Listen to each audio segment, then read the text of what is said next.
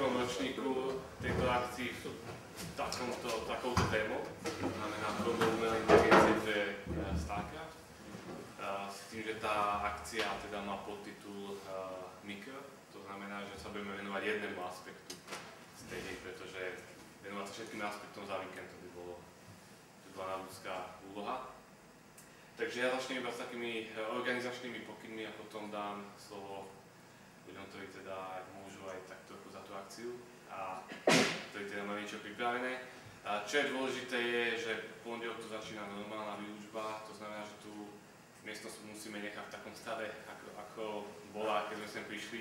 Keďže používate vlastné počítače hlavne, čo je pochopiteľné pre ten vývoj, tak vás poprosím, aby ste nerobili nejaké veľké zásahy do tých počítačov, čo sú tu na. To znamená, že ak potrebujete, ja neviem, nejaký kábel si požičať a podobne, tak to dajte buď vedieť mne, alebo dajte vedieť Maťovi a my to proste zapojíme a budeme si snáď pamätať, ako to bolo.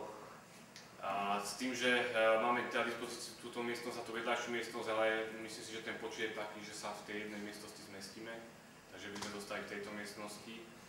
A taktiež tie pravidlá toho laboratória tu platia. To znamená, že prosím vás, aby ste jedli a pili vonku, taktiež aby ste si ho zajtra donesli bez ruky. A si myslím, že keď tu budete celý deň, tak nejaké papuče budú asi najlepšie, aby ste si donesli. Takže to už je na vás, minimálne tie návleky, aby sme tu nenehali nejaký veľký bordel. No a to je v podstate z mojej strany všetko a nech sa páči. Dobre, takže čaute. Moja prednáška by mala pokryť taký celkový overview nad tou hrou. Na začiatok poviem niečo o real-time stratégiách pre tých, ktorí nie sú úplne oboznámení s touto problematikou. Povedem sa veľmi letnou makru, o dosť väčší dôraz dám na samotné mikro, lebo to bude náplň tohto víkendu. Môj nick v StarCraft univerze je Kozník Šikula, som diamantový zerg, to znamená, že patrím zhruba medzi nejakých 10% najlepších hráčov StarCraft 2 v súčasnosti. Čo zase až taká sláva nie je, aby ste si nemysleli, že...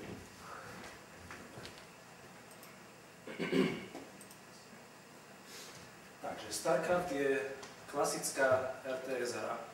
RTS je skrátka pre real-time strategy, a teda stratégia hraná v reálnom čase. Je ešte typ stratégií, ktoré sú hrané tzv. Ťahové stratégie, kedy je to niečo, šach je napríklad typická ťahová stratégia. Je, že super má vždycky čas zareagovať. Koncept tejto modernej, respektíve klasickej RTS-ky, tento koncept bol prvýkrát uvedený v Red Duna 2. Ak si niekto z vás pamätá, je to už strašne stará hra. Ale tá vlastne priviedla nejaké základné princípy, ktorý potom Blizzard v hre StarCraft 1 priviedol k dokonalosti. Cieľom tejto hry je zničiť všetky nepriateľské budovy. Hej. Ak zničíte armádu, tak máte veľkú šancu vyhrať, lebo on sa nebude mať čím brániť, ale výhra prichádza až v čase, keď zničíte jeho poslednú budovu. Ale váš super má šancu sa vzdať. Teda ak on uvidí, že už nemá šancu to vyhrať, tak môže sa vzdať a hra končí. Také bežné činnosti, ktoré v stratégii budete robiť, je ťažba zdrojov. StarCraft pracuje s dvomi zdrojmi a sú to minerály a plyn. Potom je stavba rôznych budov, stavba armády a samotný boj. StarCraft predstavil niečo, čo dovtedy nikto nepoužil. Napríklad, ak si pamätáte hru Command & Conquer, tak tam sú proti sebe dve armády, ktoré sú ale takmer zrkadlovo postavené, že ja mám tank, ktorý má možno o 10% iné vlastnosti, ale super má tiež tank a prakticky tie armády sú identické. StarCraft prišiel s niečím veľmi originálnym, a to s tým, že zavedol 3 rasy, ktoré sú veľmi rozdielne. Systém hry za každú z tých ras je úplne iný.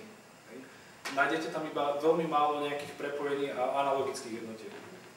A už tak na prvý pohľad je jasné, že toto tu prináša veľké problémy pre vybalancovanie hry. Šach ako dokonalá symetrická hra proste nemá problém s balancom, lebo super má k dispozícii presne to isté, čo máte aj vy. Kdežto v StarCrafte reagujete na nejaké superové ťahy a jeho stratégie častokrát niečím úplne iným. Prvá rasa sú terani, to je ľudská rasa, ktorá používa ľudskú technológiu, nájdete tam tanky, stíhačky, bežné veci, ktoré proste ľudia používajú aj v normálnom živote. Potom je rasa, aspoň teda v rámci armády, potom je rasa Zergov, to je nepriateľská biologická rasa. Využíva vo veľkom morfovanie jednotiek, že z jednej jednotky to sa premorfuje do nejakej inej. Hej? A vlastne všetkému sa prispôsobuje evolúciou. A posledná rasa sú protosy, to je pokročilá mimozemská rasa, ktorá využíva vo veľkom psionickú energiu a rôzne typy kúziel. Sú to spravidla veľmi silné jednotky, ktorých je málo, ale ten deficit množstva si vynahrádzajú tou technológiou, ktorú majú k dispozícii.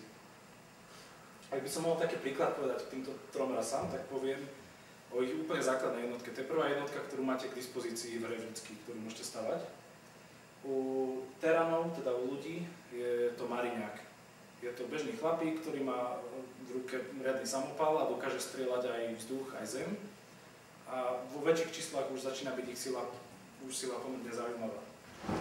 Zergovia majú ako základnú jednotku Zerglinga, jeho si môžete predstaviť ako takého útočného klokana. Pohybuje sa takým podivným skákaním a dokáže útočiť iba na zemi, lebo proste to, čo je vo vzduchu, tam on nedostrelí.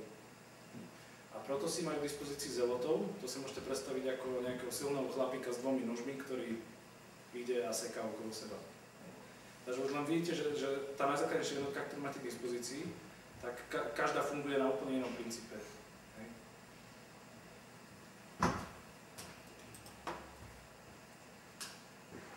Niečo veľmi stručne o makre, aby ste mali prehľad, aj keď čo sa týka porovnania botov, tak tento víkend sa toho nedotknete. Ako som už vravel, dôležitá časť makra je získavanie zdrojov a tam jedna taká kľúčová vec je držať si dobré rátio medzi ťažbou minerálov a ťažbou plynu.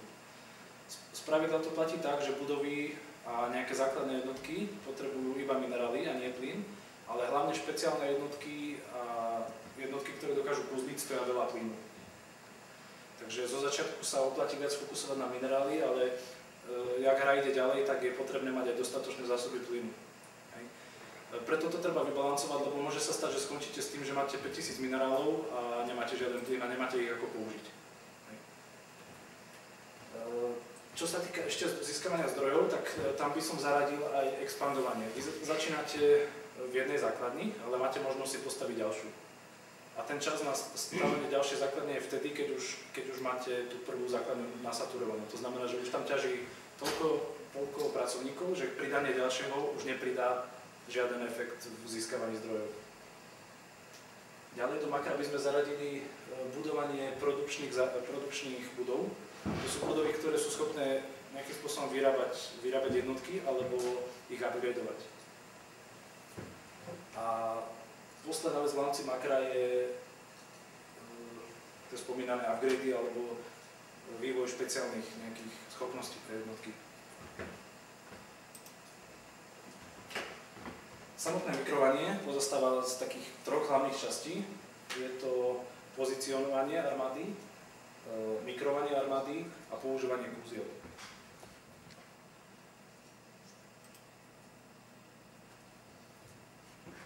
Čo sa týka pozicionovania.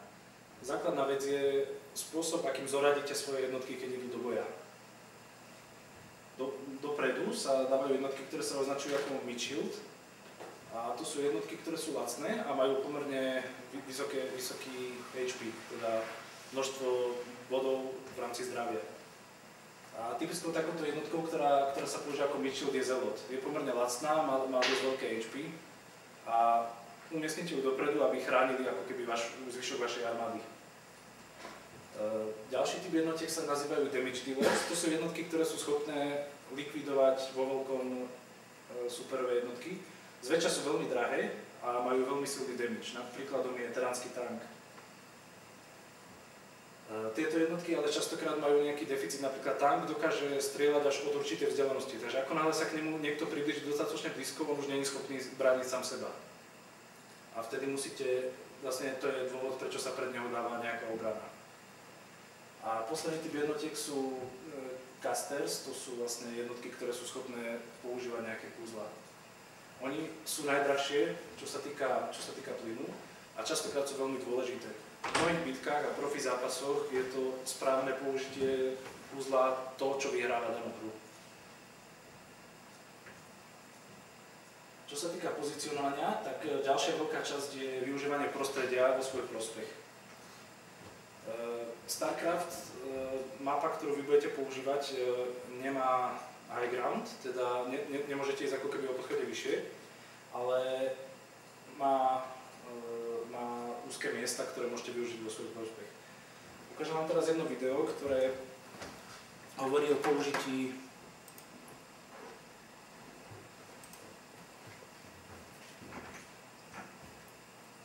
toho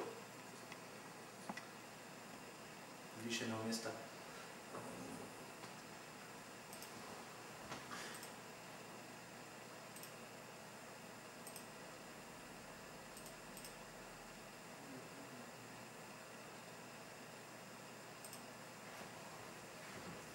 Táto area dole sa nazýva low ground, táto area hore je high ground.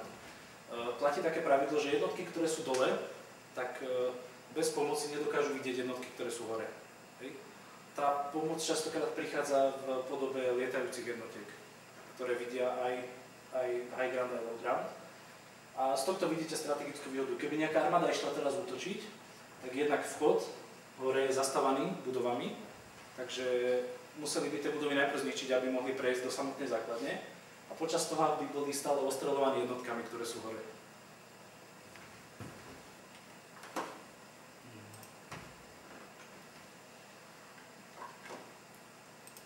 Ďalšie video ukazuje použitie úzkých miest na mape. Ja to trošku okomentujem. Momentálne hrá sa Terran proti Zergom a Terran urobil niečo, čo sa označuje ako rush alebo skorý útok. Tak by sa to dalo zhruba povedať. A pokúsil sa mu postaviť bunker, či je obranná jednotka, do ktorej potom je možné umiestniť vojakov a tí sú chránení bunkrom. Častokrát dobre postavený bunker dokáže veľmi zavariť tomu superovi, pretože v tomto prípade by mu zničil jeho expand, jeho novú základňu, ktorú si postavil vedľa svojej pôvodnej. A v tomto prípade, tu čo vidíte, tak bol postavený bunker, ktorý bol obklúčený jeho jednotkami a on sa vďaka tomu ubránil. Ale Terran sa nevzdal po tom útoku a pokúsil sa ho zopakovať a tentokrát to urobil lepšie. A to tak, že postavil bunkre 2 s tým, že svojmu superovi zabránil v tom, aby ho dokázal obklúčiť. Hej. Takže momentálne, keby on chcel nejakými jednotkami zaútočiť, tak tu je útočná jednotka, Reaper, ktorý svojou streľbou by vlastne bránil tieto bunkre a zároveň není možné na ňo zaútočiť. V tomto čase hry Zerg nemá žiadne jednotky, ktoré by boli schopné strieľať na diaľku. Všetky má tie, ktoré musia sa priblížiť k tomu superovi. A vlastne tu nejaké takéto miesto sa nazýva choke point, teda nejaké úzke miesto, ktoré sa dá využiť vo svoj prospech. Na vašej mape tam budú, myslím, že to bola voda, budú také miesta, kde je voda a okolo ktorých sa dá prechádzať, sú zúžené a tá armáda nie je schopná sa tak roztiahnuť ako na otvorenom priestranstve.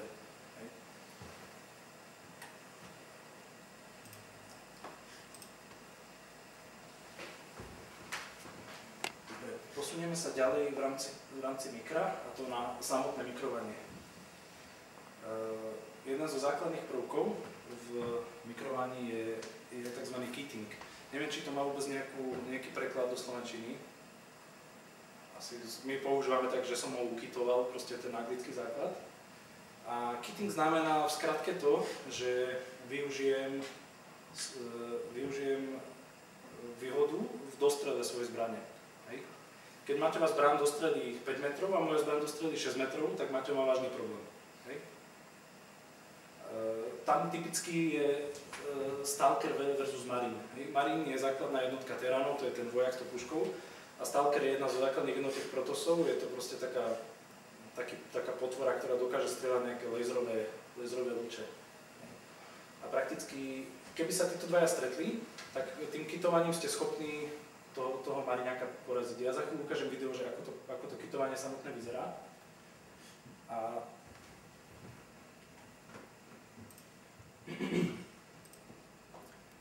teraz uvidíte vlastne hru najlepšieho, alebo jedného z najlepších teránov vôbec na svete. A tí, ktorí poznajú StarCraft 2, tak uvidia, že sa dostal zo situácie, z ktorej bolo prakticky nemožné sa dostať. Na neho základne zaútočila obrovská presila, pre bežných normálnych ľudí je to už koniec hry. A tam ste videli ten vlastne prechod, ako on vystrelil, kúsok sa posunul, znovu vystrelil, znovu sa kúsok posunul. Tak to je to, čo sa nazýva kitovanie. Ukážem ešte jednu ukážku a to je zase útočné kitovanie. Hej. Teraz sa pozrite, čo robí s mariňákmi. Vystrelí, posunie sa, vystrelí, posunie sa, vystrelí, posunie sa.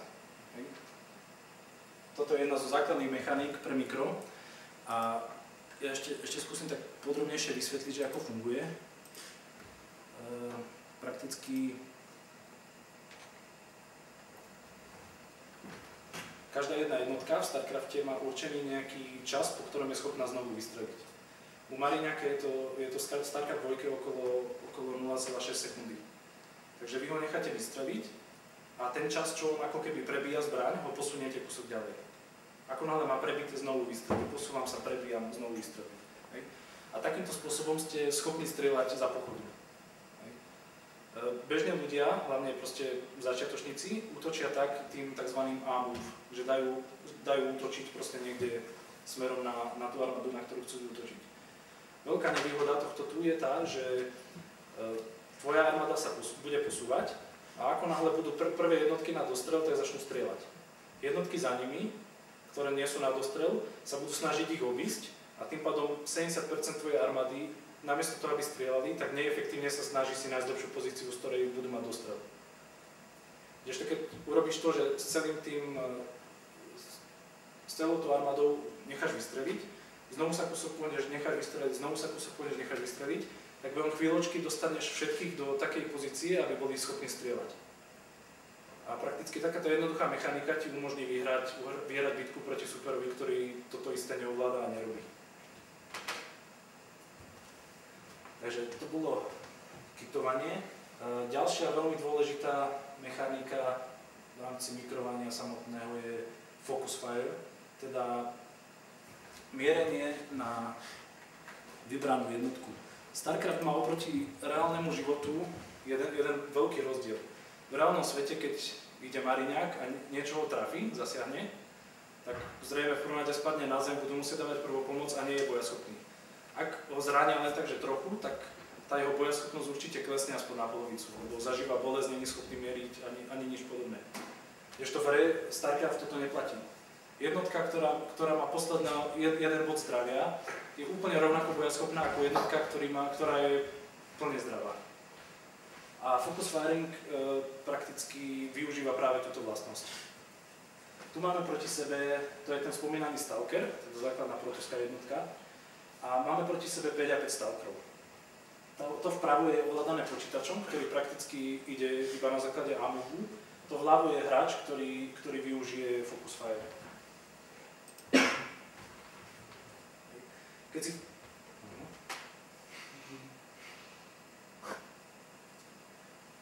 si všimnete, tak modrí zväčša strieľajú, ako im príde. Hej? Nemajú nejakú jednu jednotku, ktorú by mali vybratú. Ešte červený vždycky klikne na jednotku, na ktorú chce, aby všetci naraz útočili. Hej? A všimnite si ten rozdiel, že už v tomto čase prakticky červený vyhral vojnu.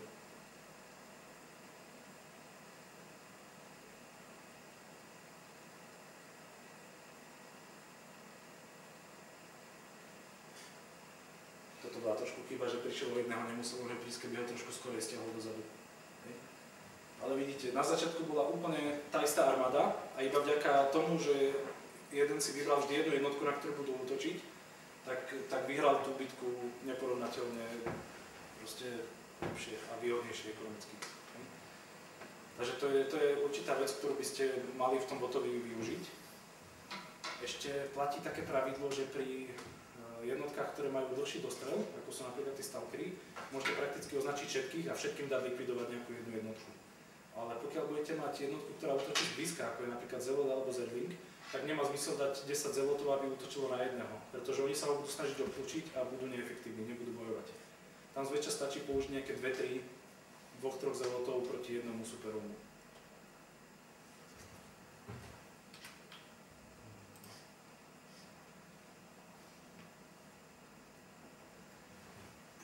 Poslednou z tejto trojice mechanik pre mikrovanie je tzv. Splitting alebo rozdeľovanie. V StarCrafte platí to, že keď označíte všetky jednotky a dáte im niekde ísť, tak porušia svoju formáciu, v ktorej začínali. A čím to pôjde ďalej, tak viacej sa ako keby grupnú do takého, jak to nazvať? Skupiny. Do také skupiny, ktorá bude celá pri sebe. A potom stačí, aby prišiel nejaký caster, hodil jedno puzlo a zasiahne skoro celú tú skupinu. A splitting v praxi vyzerá takto. Tu bude ukážka, ako bojujú Mariňáci proti bendingom. Mariň, ako sme už spomínali, bendingy sú zergská jednotka, ktorá pri dotyku s cudzou jednotkou vybuchne a zasiahne aj okolité jednotky žeravou nejakou kyselinou, ktorá ich zabije. A takto vyzerá vlastne splitting a kitting dokopy v praxi.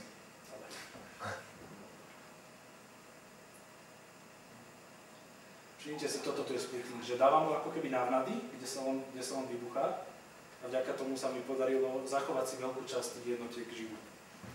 Tento istý súboj, čo ste videli, keby ste ho videli bez toho mikrovania na strane Terana, tak by skončil tak, že Teran by prišiel vo všetko a Zerg by prišiel možno o 5-6 bendingov.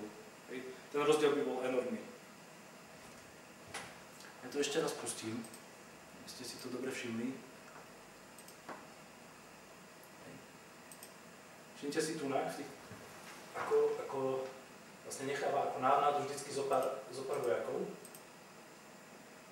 a s ostatnými kituje smerom dozadu.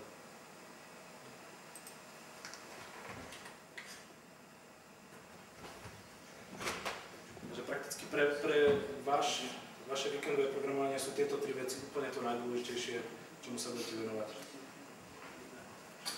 Ešte raz opakujem, teda kitting je streľba za jazdy, buď útočná alebo obranná. Focus fire je zvolenie si jednej jednotky, na ktorú nasmerujem celú svoju silu. A splitting je obrana pred uzlami alebo nejakými útokmi, ktoré sa nazývajú area of effect útoky.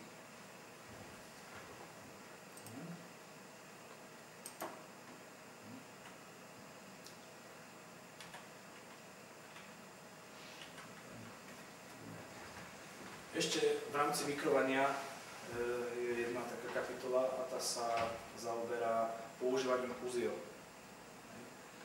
Sú také dva typy jednotiek, ktoré vedia používať kúzla. Jedno sú, v angličtine sa to nazýva caster, a to je vlastne jednotka, ktorá nemá nejaký svoj útok, dokáže útočiť iba pomocou kúziel, alebo potom sú to jednotky, ktoré majú nejaké kúzlo pridané aj ku svojmu bežnému útoku. Kúzlá sa používajú na také tri základné ciele. Prvý z nich je najdôležitejší, a hlavne pre vás, bude použiť kúzlo s cieľom urobiť nejaký damage svojmu superovi.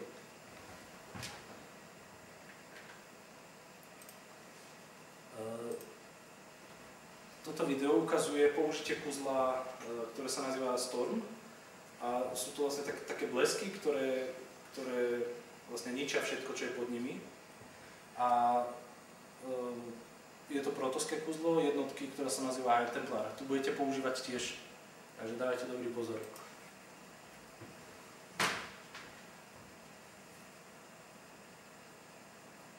Tu vidíte teranskú armádu, to je protoská armáda, ktorá útočí na jeho základnu.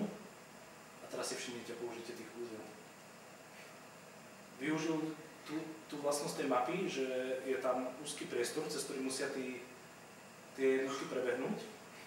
A zatiaľ neprišiel o žiadnu jednotku a Terán už prakticky je bez armády.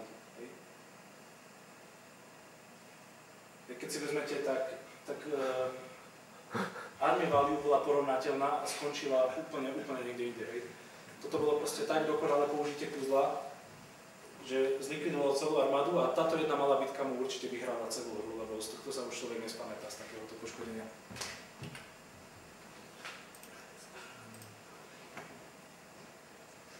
Ďalšia možnosť, ako je použiť castera, je na likvidáciu kľúčových jednotiek súpera.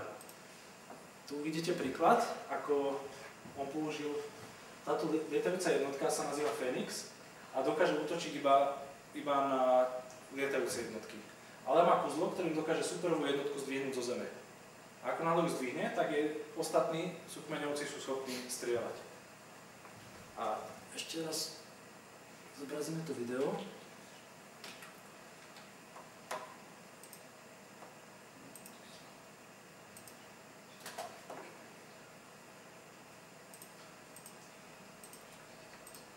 Dávam trošku pokec vlastne k tomu, že čo sa stalo. Nie je to až tak dobre vidieť, ale vlastne tieto jednotky vzadu sa nazývajú hydralisky a sú to jednotky, ktoré majú veľmi malé zdravie, ale robia veľmi veľký damage. On ako prvé sa zameral na nich, pozdvihal ich do vzduchu a zlikvidoval ich. Ako druhé potom urobil to, že sa zameral, táto jednotka sa nazýva Infestor, a je to hlavný caster zergskej rasy. Zlikvidoval aj tých a tým pádom vyhral celú bitku. Keď si zoberiete, aké tie dve armády boli veľké zhruba a ako skončilo, tak zase išlo o veľmi efektívne použitie.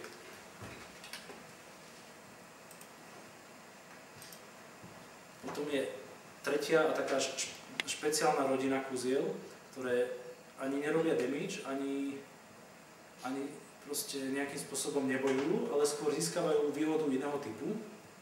A tam vám ukážem základnú mechaniku Protosov v StarCrafte 2. To sú tzv. Force fieldy. Pomocou force fieldov dokážete si okolo seba ten priestor namodelovať tak, ako sa vám hodí.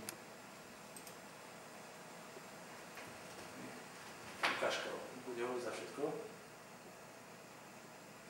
Tu vidíte ich použitie vlastne. On si vytvoril ako keby takú stenu, a tieto jednotky si všimnite, behajú tu dookola a nemôžu útočiť, lebo sa nemajú akým spôsobom priblížiť k nemu. Keby sa tieto dve armády stretli bez použitia tohto kuzla, tak je za chvíľučku po zápase a Zerg to vyhrá na plnej čiare. Ale vďaka vhodnému použitiu force fieldov je víťazom Protoss.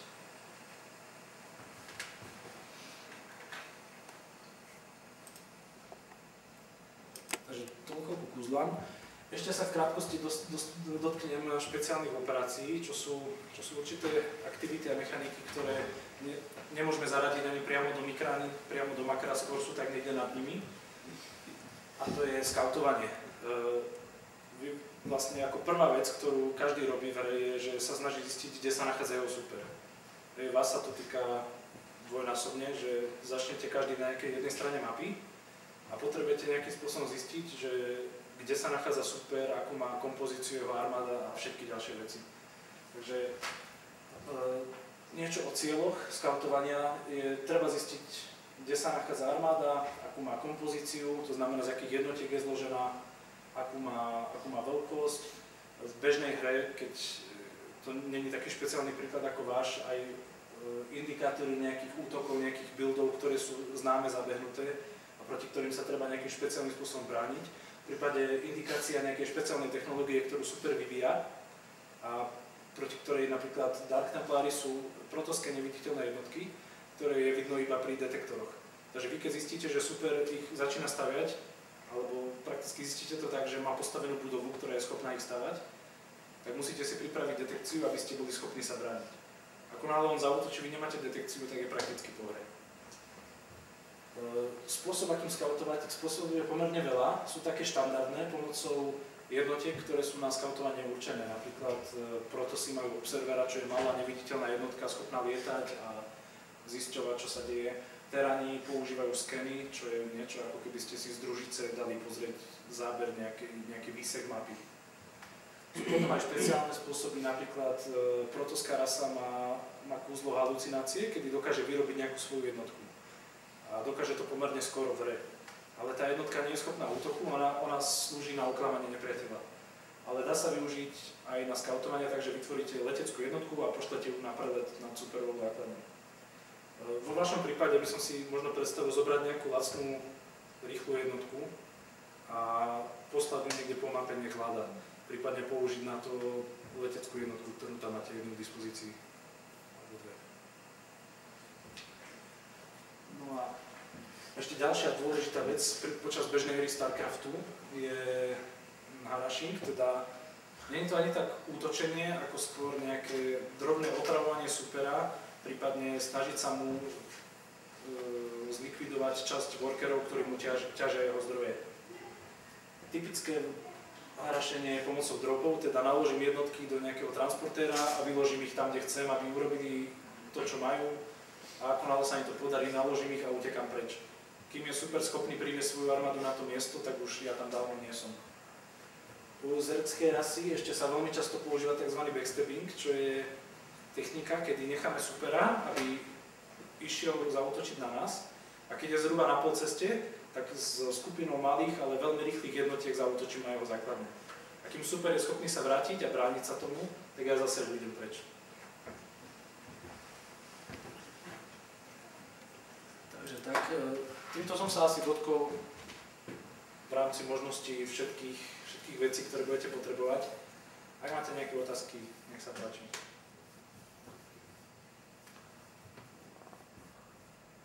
Ja sa chcem opýtať, väčšina týchto funkcií, puziel a podobne je aj v jednotke? Prakticky všetky mechaniky, ktoré som opísal, sú v jednotke úplne identické, akurát asi tretina jednotiek je nová a tretina je vynovená. Ale konkrétne, čo ste videli, tie blesky, tie stormy, tak tie budete mať k dispozícii. Takže tak. Všetky tie videá, ktoré si púšťal, boli v prirodzenej rýchlosti alebo boli aj zrýchlené niektoré? Všetko to bolo... Takže sa mi to zdalo akože dosť brutálne klikanie, aby som to stihol všetky tie jednotky a vyhnať do vzduchu a neviem čo. StarCraft má hru, ktorá má rýchlosť v rámci hry, ktorá je normál, ale na nej sa nehráva. Hrá sa na tom fastest, na tej najrýchlejšej možnej. Takže Korejci pri takýchto bitkách majú niekedy APM, ktoré dosahuje 400 akcií za minútu. Oni klikajú jak šialení. To už chce špeciálnu myš a klávesnicu, aby vôbec bola schopná to obsluhovať. Microsoft nie? Ale ja by som sa nebal, lebo bežný človek normálny je schopný tak bez nejakého väčšieho tréningu do 60-70 akcií za minútu zhruba urobiť. V čase takejto intenzívnej bitky možno 150. Ako bota vás to prakticky nemusí trápiť, lebo bot je obmedzený možno tak výpočtovou rýchlosťou procesora, takže 60 000. Sú rôzne šialení boti, čo boli ten Zaverga, ktorý ovládal krdel mutaliskov, čo sú také lietajúce potvory. A každého jedného mikroval zvlášť a proste dosahoval APM v úrovniach 10 000 proste, hej. Tam pri botoch vás nič nezväzuje. No. Dalo by sa dotknúť tých konkrétnych jednotiek, ktoré my budeme mať k dispozícii, to je asi možno skôr otázka na Maťa. Môžeme vysvetliť možno také základné použitie. Budete mať k dispozícii tzv. Zrkadlový zápas, že obidvaja budete hrať za rovnakú rasu. Tou rasou sú protosy. Prvá jednotka, ktorú budete mať v dispozícii, sú zeloti. Tých som spomínal v tej kategórii toho mid shield, teda tej jednotky, ktorú dávame dopredu a ktorá by mala vcucnúť damage superovej armády. Zeloti sú pomerne silná jednotka a zároveň majú aj pomerne dobrý damage. Ich problémom je, že dokážu bojovať iba zblízka. Takže u nich treba, aby sa dostali do bezprostrednej blízkosti.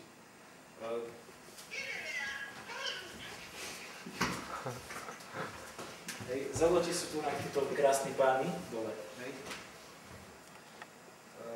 Títo pavúci, alebo jak som ich vždycky volal, tí sa nazývajú dragóni a oni sú analogia toho, čo boli stalkery, keď som ukazoval focus firing tej jednotky. Oni sú niečo veľmi podobné. Dokážu strieľať na diaľku a majú, myslím, taký zhruba priemerný damage. Není to nič extrémne ani nič malé. V rámci takejto armády by bolo asi ich zaradiť k nejakej podpornej jednotke.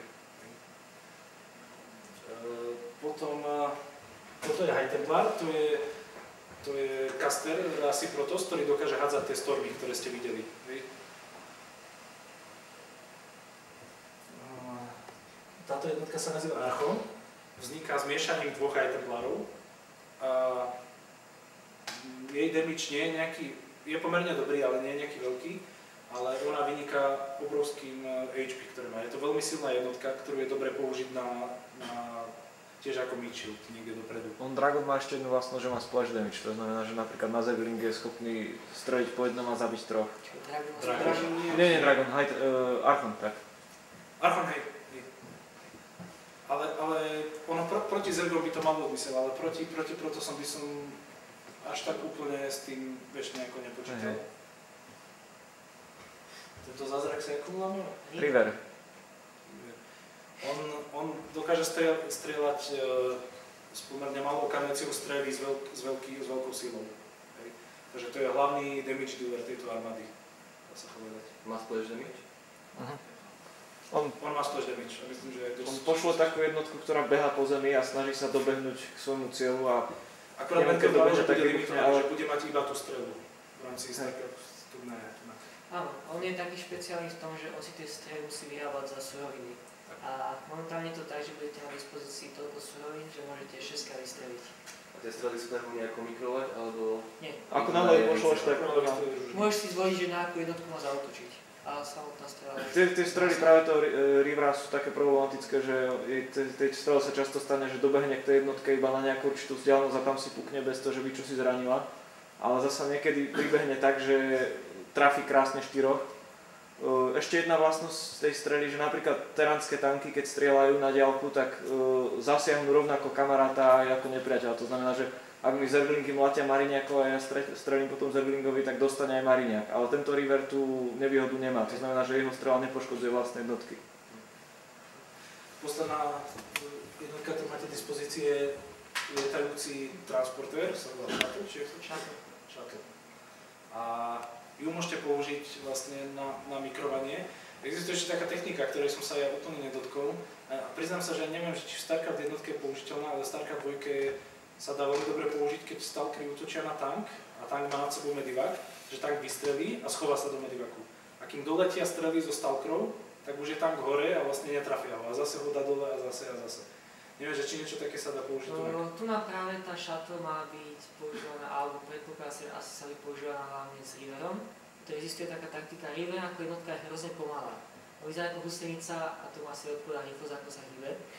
Takže bežne sa používalo v gamingových zápasoch, že človek si napríklad toho Rivera naložil do toho shuttle, preniesol tam, kde chcel, tam ho dal na zem, nechal ho postrieľať a sa naložil a zobral ho preč. Ale ak sa pýtaš na to, že či v StarCraft jednotke sa to používalo, ale mám pocit, že ešte viac ako StarCraft.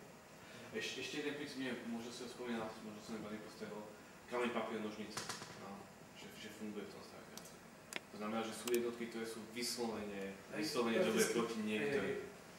A v StarCraft je to trošku zosilnené. Prakticky to sú tzv. Counter jednotky, že ja neviem, keď bežia Zerglingovia a bojuje proti ním tank, tak tank párkrát vystrelia a úplne ich zdecimuje. Bez toho, aby oni mali nejakú veľkú šancu. A existujú také určité osvedčené obrany proti tomu, keď vidím, že super do niečoho ide. Že proste každá jednotka je vhodná na útok proti nejakej jednotke a nevhodná na útok proti inej. No je to dosť taká rozsiahla problematika a možno u vás by som mohol povedať, že ako by som takú bitku sa snažil mikrovať ja. Zrejme by som mal ako hlavný cieľ zničenie tohto tu krasavca, pretože on dokáže robiť najväčší damage. Zároveň priorita číslo 2 by bol caster, lebo stormy v StarCraft jednotke boli ešte o dosť silnejšie ako sú v dvojke. A tam dobre namierená storma môže rozhodnúť zápas. A možno neviem presne, ako je to s rýchlosťou Zelotov versus Shuttle, ale ak je Shuttle rýchlejší, tak by som určite ho použil aj na dovoz Zelotov niekde do superovej armády. Momentálne je to tak, že Shuttle nemá upgrade, takže je pomalší a Zeloti majú upgrade, takže vybehajú rýchlejšie. Neviem presne, ako stojí proste, ale dá sa to na výky nepozrieť. Určite Dragonov treba použiť na Focus Fire, tam to nie je o čom. So Zelotmi tam je otázne, že čo sa má viac osvedčí, ale keby sa Zelotom podarilo, prakticky pre Zelotom by mala byť priorita číslo 1 zrušiť superových Zelotov. Lebo Zelot na blízku je veľmi nebezpečný, má veľmi veľký damage. Len kým sa tam dostane, tak častokrát zomre. Hej. Ale keďže aj super má Zelotov, tak asi by som Zelotov venoval tomu, že zničiť superových. Dragonov by som používal na Focus Fire na tieto dve jednotky. A s Archonom je to je vec, ktorú potom, to je priorita číslo 3 v tomto zápase, myslím. Takže asi tak. Uvidíte sami, že čo sa vám najviac osvedčí. Ešte som spomenul, neviem, či spomenul poslednú jednotku, ktorá tam je. To je tá letecká úplne hore. To je Kozer a on má špecialitu v tom, že to má iba protiletecký útok.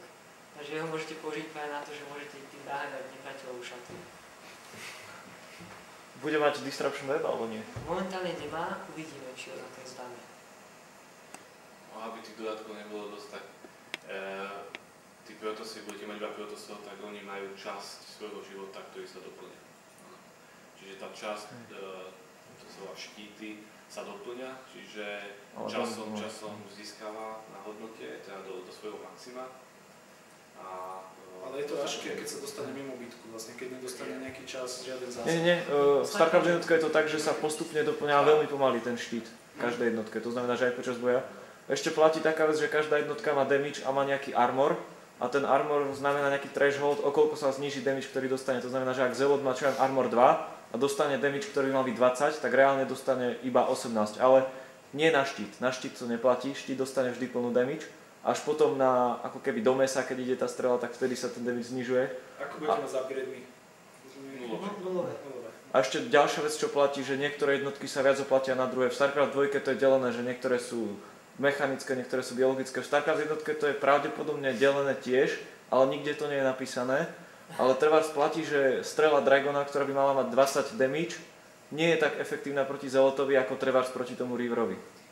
K tomu deleniu, ono to StarCraft jednotky je tak, že každá jednotka je niečo, kedy má niečo ako veľkosť a typ útoku. A napríklad Vultura je stredňová jednotka, ale má taký špeciálny typ útoku, ktorá dá plnú damage len na nejaké malé jednotky. A naopak tam má myslím explozívnu damage a ten zase má 4% na malú veľkú jednotku a tak ďalej. Ale keďže sme nevedeli, že akí ľudia sa tu zídu, tak sme práve tú armádu namodelovali, tú situáciu namodelovali tak, že je to pomerne jednoduché. Že tie veci naozaj, aj ten systém kameň, papier, nožnice, nie je to až tak silno tu nacítiť, aj tie rôzne ďalšie veci. Takže tá situácia je pomerne jednoduchá a uvidíme teda, ako to skončí. Dobre, takže asi sme pokryli myslím všetko. Takže ďakujem za pozornosť.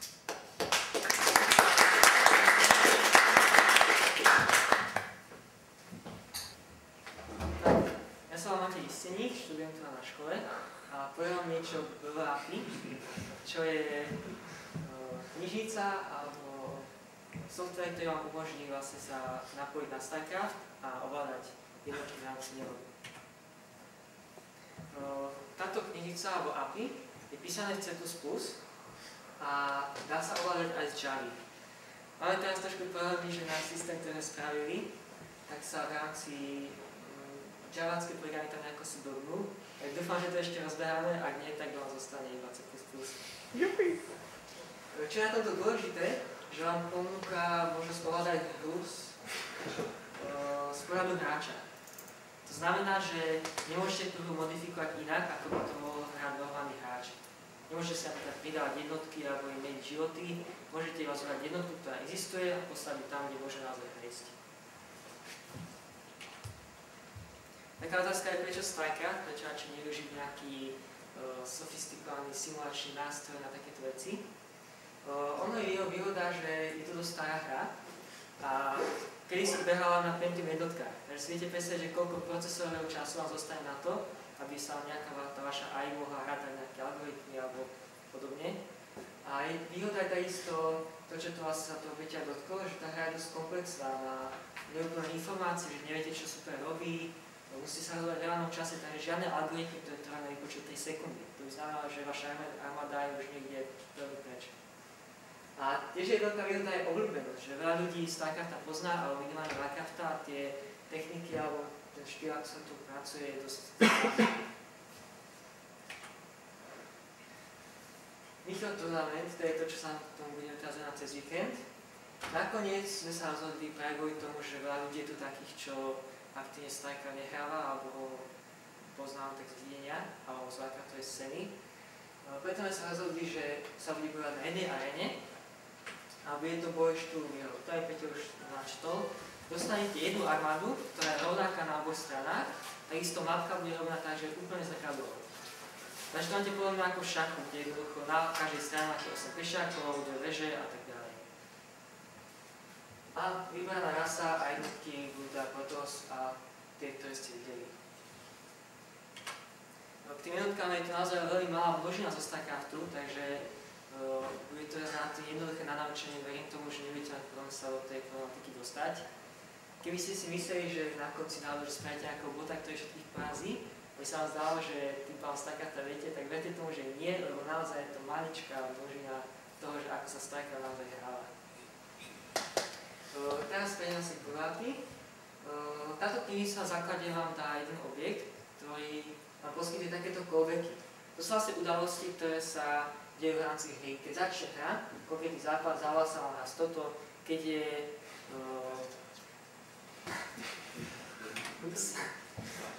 on-frame sa zase volá vtedy, keď prichádza ďalší snímok. StarCraft nepoužíva takú štárnu časomieru, skôr tam existuje to, že ráta niečo ako na počet snímkov. Potom je tam množstvo ďalších callbackov ako Your Unit Destroyer a Unit Destroy, to je len ukážka. Toto sa vám napríklad zavolá vtedy, keď sa vám objaví vo viditeľnej časti mapy nejaká jednotka, ktorú ste dovtedy nevideli. To znamená, že napríklad tam môžete mať kód, ktorý sleduje, či zazriete nepriateľa. A na druhej strane napríklad Unit Destroy sa volá vtedy, keď nejaká jednotka je zničená. Samozrejme, musíte to zase vidieť. Ak si nepriateľ niekde sám zabije jednotku, tak sa to nedozviete. Ale ak ju vidíte, že je to zomrela, tak môžete sa dať nejaký kód, ktorý napríklad zanalizuje nový stav nepriateľov armády a môžete sa rozhodnúť, či napríklad utekať, alebo ďalej tlačiť a tak ďalej. Čo sa týka dôležitejších objektov, tak v základe je Game Object. To je objekt, ktorý vám symbolizuje celú hru. Môžete si z nej získať mapu, môžete si získať, ktoré hráči hrajú, kde máš nastavené pozície. A to, čo budete asi najčastejšie používať, je Get All Units. To vám vráti nejakú množinu jednotiek, kde si môžete vylistovať nejaké jednotky platov, čo potrebujete, že napríklad chcete si všetky svojich zliotov získať, alebo všetky jednotky, ktoré vlastne nepriateľa a tak ďalej. Druhá najdôležitejšia vec, čo budete používať, je teda unit, ktorá symbolizuje jednotku v rámci hry. A cez túto tradu môžete dať príkazy ako attack, move a tak ďalej. Môžete vidieť takú ukážku, ako to vyzerá, keď pustíte StarCraft s nejakým prváky botom. Jedna vec, ktorá sa celkom aj tu dotknú, je to, že prváky vám umožňuje kresliť do hry, alebo prakticky na mapu. Vy môžete kresliť v rámci obrazovky alebo v rámci mapy. Ale je to veľmi šikovné, pretože tá hra sa pohybuje alebo plynie dosť rýchlo a keby ste mali čítať nejaké logy v súboroch, tak vedľa sa niečo začítate a tá akcia už skočí niekde hrozne hore, lebo sa vám vyhorí množstvo ďalších. Preto dôležité asi kresliť, máte tam možno skresliť text, nejaké tie rádiusy, označovací, ktorá jednotka je moja, ktorá je nepriateľová a tak ďalej. Teraz trošku prejdem k tomu, čo je to umelá inteligencia. A podobne ako by sme chceli definovať, čo je to život, tak je to práve definovať, čo je to umelý život, alebo umelá inteligencia. Ale jedna z takých rozumnejších definícií je taká, že je to nejaká entita alebo nejaký systém, ktorý sa v rámci možností rozhoduje tak, aby úspešne vykonal zadanú úlohu. To znamená, že keď máte napríklad nejakého robota, ktorý má vysávať dom, tak on sa musí rozhodovať, aby tak prechádzal tými nejakými miestnosťami, aby povysával čo najviac špiny a zároveň aby mu to trvalo čo najmenej. A v našom prípade, keďže budeme pracovať so StarCraftom, tak umelú inteligenciu môžeme nadefinovať ako program, ktorý vie ovládať skupinu jednotiek v arene tak, aby sa jej podarilo zlikvidovať nepriateľa. A rozhoduje sa tak, aby dostal najväčšiu šancu na to, aby sa jej to podarilo. To samozrejme víťaz je vždy len jeden. Teraz ukážka toho, že budete bojovať. Je to vlastne takáto štvorcová arena. Tu začína jeden hráč, tu začína druhý. Tieto tri miesta sú neprechodné a práve tu môžete využiť tieto priechody, ktoré síce sú udružené, ale nie až tak moc. A môžete nejakú taktiku, že napríklad tam umiestnite rivera a keď nepriateľ svoje prikázať, tak ho tam môžete tak prekvapiť alebo zastaviť. Je tu ešte jedna špeciálna vec a to sú tieto oblasti. Zle to vidno, ale je tam pár stromov. A stromy majú v StarCrafte, aspoň teda v jednotke, podobnú vlastnosť ako tie klify, tá vyvýšená zem, že keď je jednotka za stromom a iná jednotka na ňu strieľa, to znamená má nejaký ten ďalký útok, tak je šanca, že tú jednotku netrafí. Alebo je dá niečo iné, už to presne nepamätám. Trafi polovicu zasahu. Takže môžete tam využiť práve túto skutočnosť, že ak budete potrebovať ustupovať alebo si chytiť nejaký dobrý flek, kde sa brániť, tak sa tieto stromy dá využiť. To sú aj jednotky, ktoré budete používať, to sme už prebrali. Keby ste chceli nejaké vyššie informácie, tak dajú sa o nej vygoogliť. To zva informácií na starcraftdetail.com, tam sú aj opísané taktiky a podobne. V prípade tutoriálu na YouTube sú tiež mraky. Teraz ešte vám môžem to povedať o tom, že ako táto zbota začať staviať. Jedna možnosť je ísť na to čisto drobárskou metódou, to znamená, že zoberiem si všetky svoje jednotky a poviem, choďte zautočiť na nepriateľa. Toto je niečo, čo vám určite bude fungovať z začiatku, keď asi niektorí bude mať nejakého sofistikovanejšieho bota. A v určitých prípadoch to funguje celkom efektívne. Ale keď už toto povedzme, že to máte hotové, chcete teraz získať, ako si zloženiem výhodu, aby som protivníkového drevorubáča dokázal poraziť. A tam práve začne hrať úlohu to, že môžete použiť nejaké techniky, ktoré sa v rámci AI používajú. A to sú napríklad stále stroje a rozhodovacie stromy alebo potential fieldy a množstvo iných. Toto vám môžem niečo povedať, že to sú také základné veci alebo veľmi jednoduché na implementáciu a pochopenie. Stavy stroj alebo stavy automat. Môžete si to predstaviť ako systém, kde si môžete zadefinovať nejaké stavy. Napríklad tu máme stavy sledujú okolie alebo útok. A medzi týmito stavmi môžete nadefinovať prechody. To znamená, že ak napríklad tá jednotka sleduje okolie a zistí, že je na blízku nepriateľ, tak môže zaútočiť. Prejde do toho stavu, keď sa jej zmení nejaké to chovanie, že namiesto toho, aby stála na mieste, tak začne behať po okolí, napríklad kitovať alebo práci nejaký cieľ, kde zaútočí. No a vlastne, ako náhle je nepriateľ mŕtvy, tak sa znova prepne do stavu, keď sleduje okolie. Teda taká zaujímavá vec je rozhodovací strom. Ten slúži dole na to, že predstavte si, že máte nejakú situáciu.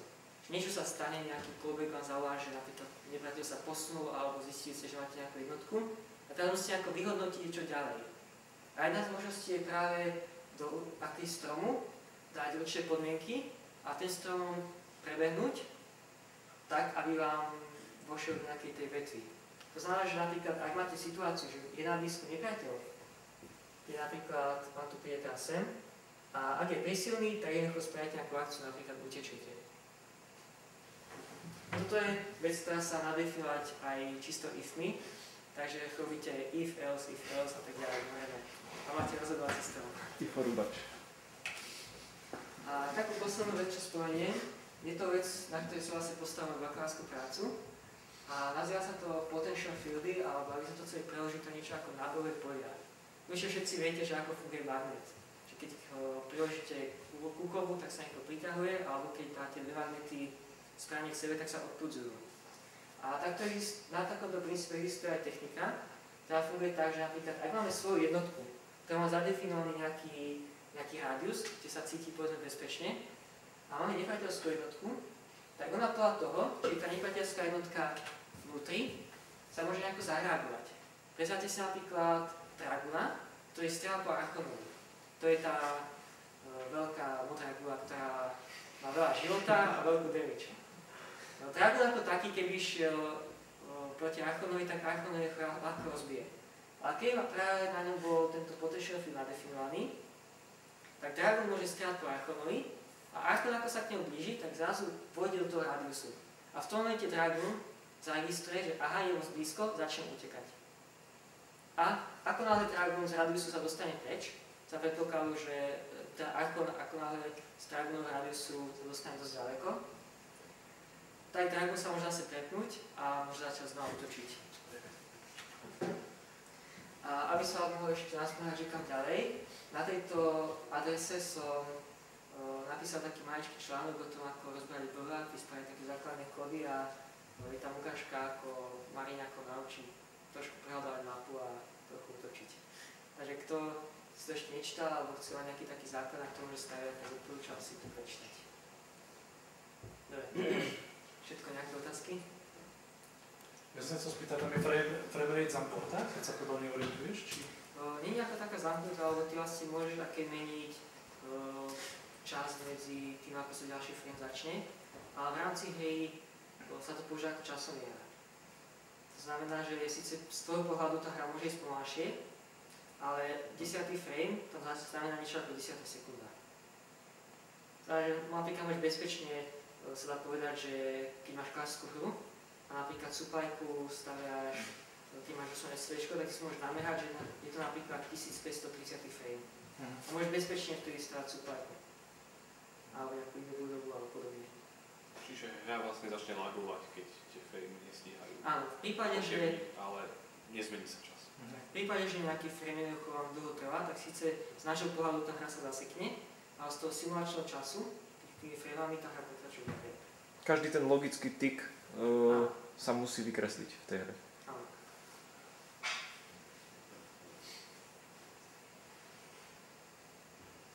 Tak asi všetko. Ešte by si mohol povedať niečo o organizácii. To je moja pripomienka. Zajtra sa bude začínať 8 ráno. Predpokladáme, že sa asi okolo 6. začne turnáva časť. To znamená, že cez celý deň budete môcť stavať boto a uploadovať ich a budete vidieť, ako proti sebe bojujú. Budeme mať spustený live stream zo zápasov. A tieto zápasy budú slúžiť hlavne na to, že môžete svojho bota sledovať, ako funguje, či nerobí nejaké blbosti alebo nepadá. A takisto si môžete sledovať, že ako sa mu darí proti nepriateľovi. Samozrejme, istým spôsobom je to o tom, že nepriateľ zároveň môže sledovať vaše taktiky, ale verte mi, že je to neoceniteľná skúsenosť, keď vidíte, či ten bod váš dokáže, pretože povedal som, že na to teraz na jednej súťaži stálo víťazstvo. Ale prinieslo mi to víťazstvo. Stálo. No, môžete si myslieť, že napríklad spravíte... Môže sa vám zdať, že napríklad spravíte bota, ktorý je veľmi sofistikovaný, zahrajte si proti nemu a že je úplne super. Zrazu uploadnete a zistíte, že každý bod je na treska, alebo ste niečo zabudli, alebo oni to spravili inak. Takže odporúčam čo najskôr spraviť nejaký taký základ, čo je bojovať a uploadnúť ho, aby ste mohli sledovať, ako sa mu dá jazyka. Potom v sobotu večer o tej 6. musíme vlastne končiť vždy o 8. kvôli tomu, že sme v škole. V sobotu o 6. a takisto nedeľu o 6. začne turnáva časť. V sobotu bude možnosť získať niekoľko bodov, asi zhruba 30%, v nedeľu bude sa dať získať zvyšne 70%. A tam vlastne sa určí, že ktorý bod aký je najlepšie, alebo ich finálne poradie. Takže máte celý deň na to, aby ste to bota zlepšovali a potom večer vy môžete vidieť, že ako skorčilo takom absolútnom rebríčku. Aká je cena pre víťaza? Neviem. Dobrý pocit hrajú pri srdiečku. Celý deň ahoj. Celý model ich plus plus. Ale nehraj si to.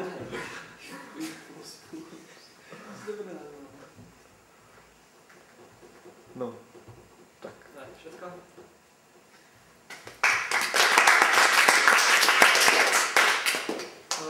Ešte som už zabudol jednu vec.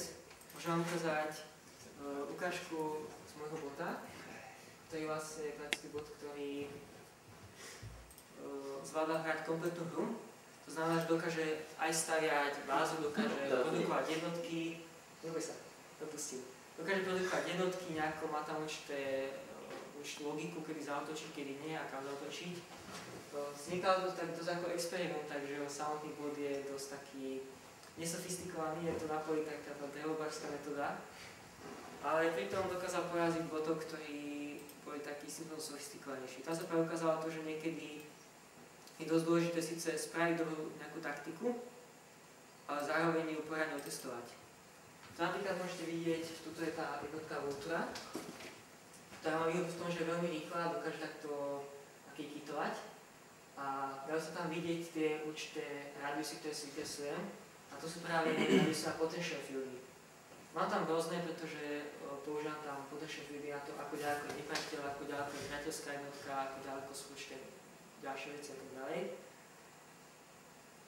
A takto je pekne vidieť, že ak sa dá využiť. Občas to sektor spravil sa vystiahli počítač pri nahrávaní. Tady sa môžete vidieť, ako pekne si môžete vykreslovať tie určité debug informácie. Keby ste toto mali si sledovať nejakom logu, tak sa naozaj neusledujete, lebo tie informácie je tam množstvo a ako si tak nejako predstaviť, že jednotka prešla z pozície 80-25 na pozíciu 160-30 je nejaké také dosť horšie, ako si to ukázať priamo na obrazovke. To napríklad vidno, že si nejako zhodnotil, že ten útok nejako nepokračuje dobre, tak sa radšej vrátil do budu armádu a sa otočil zase za chvíľu. A taký finálny útok, kde vlastne sa podarilo protivníka poraziť. Začnem teraz. Čiže to nič nemá. No, asi som ho ten bod na začiatku tak poličil. Stavový stroj hlasil, že treba cúvať, tak sa cúval. Tam bola pekná ukážka, že ono síce tá logika, ktorá riešila, že kedy sa má vrátiť, tak funguje tak 80% času správne. Ale občas sa stane, že vyhodnotí, že sa niekto má vrátiť a pritom nepriateľ už je taký dosť pozničený, že by ho už prevadil. Ale na druhej strane, keď už takýto pozničený, on sa už ťažko pozviecha a tých pár sekúnd, čo získa tým, že sa vrátim, ale sa idem naspäť, zase znova otočím, tak už nepomôže. Veľmi často aj ľudia urobia presne to isté. Že už má vyhrať tú hru, už stačí iba tam presunúť jednotky a on sa stiahne, lebo má pocit, že super je silnejší ako je a prehrá to nakoniec. Ešte veľmi dobrá stratégia v StarCrafte je, že po anglicky, že if you are ahead, go more ahead. Že ak sa ti podarí napríklad vyhrať nejaká malá bitka alebo čo, tak nesnaž sa supera hneď prevaliť, ale získaj nejakú ekonomickú výhodu a až potom.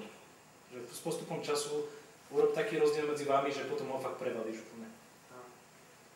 Môžete sa všimli tie tanky, ako sa postupne sa rozložia, presunú sa, zase sa rozložia a tak ďalej. Hlavne krásne pozíciovaný expand, hneď nepriateľi pod dverami. Tu čas som neplegal ja. Ale ináč to tiež nie je nič neobvyklé. Nemôže vyliezť on potom. Proste je Batman ten no.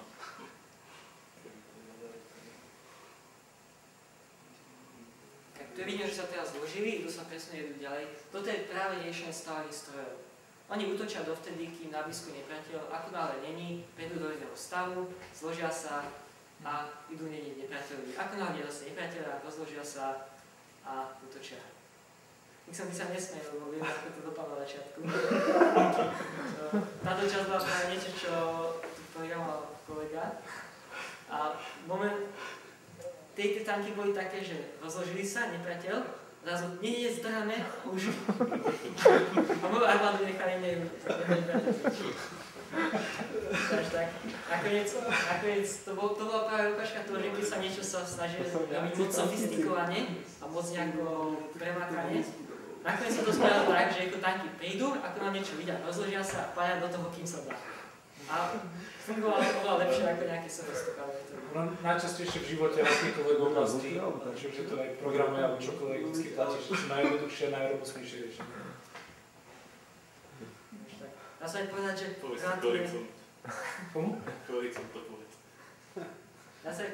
relatívne ľahko sa dá spraviť riešenie, ktoré je dobré alebo skoro optimálne, ale veľká časť času potom už prípadne na toho vylepšovať práve tu kúsok a zase kúsok a zase kúsok.